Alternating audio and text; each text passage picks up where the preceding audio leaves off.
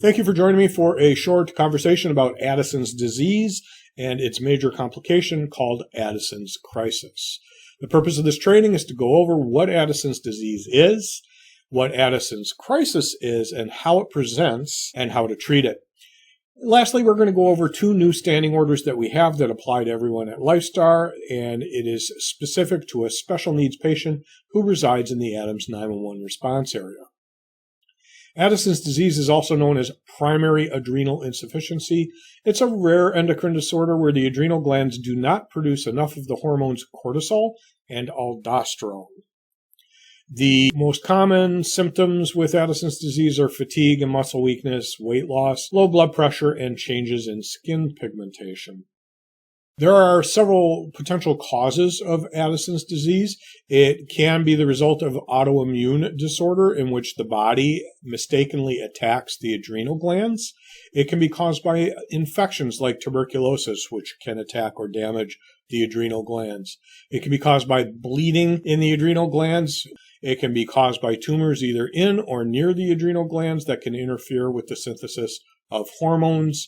And it can be the result of congenital adrenal hyperplasia, which is a genetic condition that stays with the patient throughout the course of their life. If you forgot where the adrenal glands are, there's one at the top of each one of your kidneys, and that is right here. Addison's disease has a number of symptoms. Chronic fatigue and muscle weakness are very, very common. Weight loss and loss of appetite. Low blood pressure and dizziness. The reduced aldosterone levels can cause fluid imbalance and electrolyte imbalance, and that can mess everything up in your system. There can be an increased production of a pigment called melanin, which leads to darkening of the skin. You can have a hypoglycemic episode because of insufficient cortisol and these unstable blood sugar levels. Nausea, vomiting, and diarrhea are also quite common, and mood changes like irritability, depression, and anxiety. And then a salt craving, which is the body attempting to compensate for the sodium loss due to aldosterone deficiency. If left untreated, Addison's disease can lead to a life-threatening condition called an adrenal crisis, which requires immediate medical attention. Adrenal crisis is a life-threatening emergency where you don't have enough cortisol, which helps you maintain homeostasis. So everything affected by catecholamines and adrenaline can be affected by an adrenal crisis. So low blood pressure, shock, even coma or death. It is a sudden worsening of the same list of symptoms we already went over with adrenal insufficiency, and it's often triggered by stress like illness, trauma, or surgery.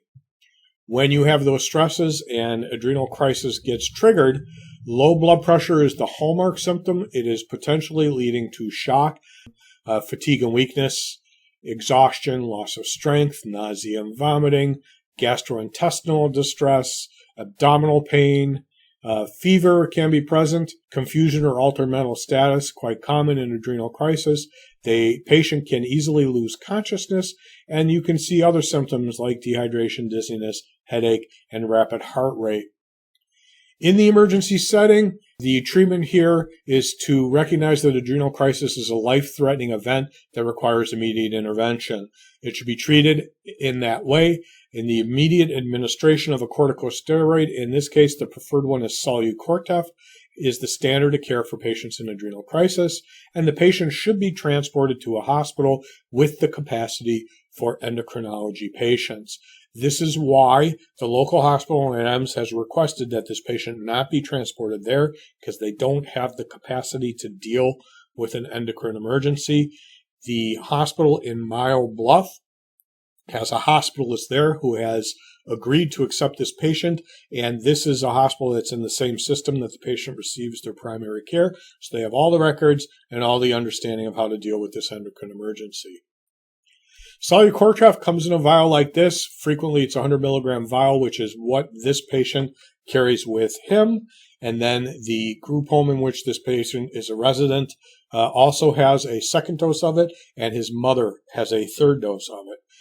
It is most likely that 2 doses will be required during the transport to Mile Bluff, so you should accept the dose from the patient and also accept it from the facility or his family.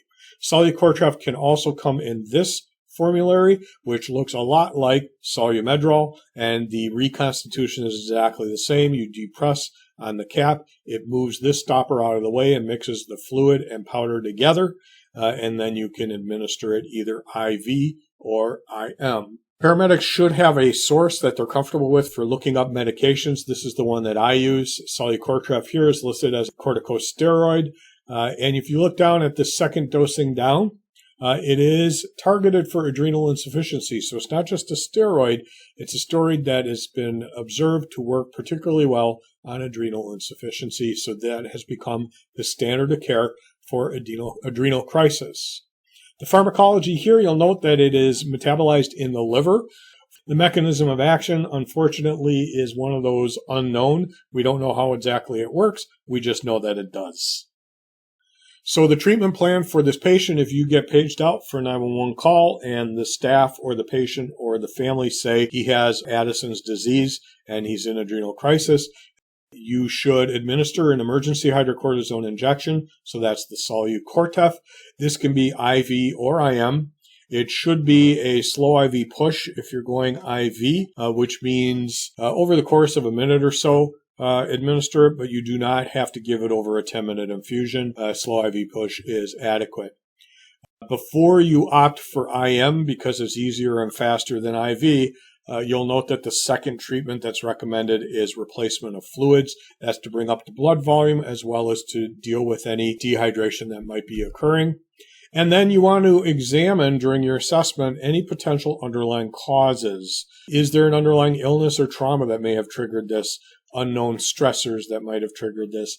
Gather the information so when you get to definitive care, you can give a report that helps lead them in the right direction for discovering why this adrenal crisis has occurred, and then continue to provide supportive care for whatever else you see. Because this can affect any one of many body systems, you want to maintain vigilance. That would mean putting on an SpO2, maintaining frequent blood pressures, and also cardiac rhythms and cardiac monitoring for the transport. We do have 2 new standing orders that everyone should be aware of. The first one is an order from our service director that this patient should be transported to Mile Bluff, not the local hospital. And this is regardless of how many ambulances are available for 911, because Mile Bluff is, by legal definition, the closest, most appropriate ER for this patient. The second standing order is from our medical director, who permits us to accept the Solu Cortef from the patient and from the patient's family and residential facility, and to bring the extra Solu Cortef along and to administer it either IV or IM. If you have any questions about these standing orders or you need any more clarification, please contact the training department. I'll be happy to assist you with any questions that come up.